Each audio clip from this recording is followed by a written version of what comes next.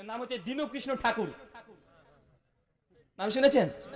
ও কিন্তু একদম মানে যাতা বলে দেয়, একদম মানে সত্য সত্য কথাগুলো তিনি বলে দেয়।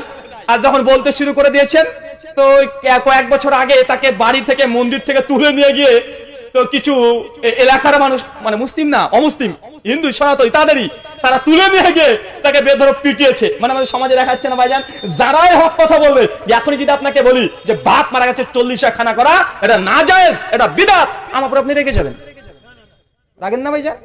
অনেক মানুষ আছে না, বাপ মারা গেলে 40 খানা দেয়, মঞ্চে বাবা মারা গেছে 40 খানা দিতে হবে, 40 খানা যদি না দেয় তাহলে অনেক বড় নাকি গোনা হয়ে যায়।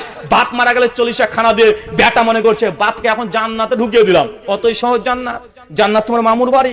বাপ জীবনে এক ওয়াক্ত সালাত আদায় করলো না, হজ করলো না, জাকাত দিল না, মানুষের সঙ্গে বেঈমানি করেছে, গীবত, সমালোচনা, পরনিন্দা, হারাম খেয়েছে, হারাম করেছে, জেনা, ব্যভিচার, এমন কোনো পাপ নেই করেনি, আর মারা গেল হুজুর গিয়ে 40 খানা দিয়ে ডাইরেক্ট জান্নাত ঢুকিয়ে দিবে। জান্নাত মামুর বাড়ি।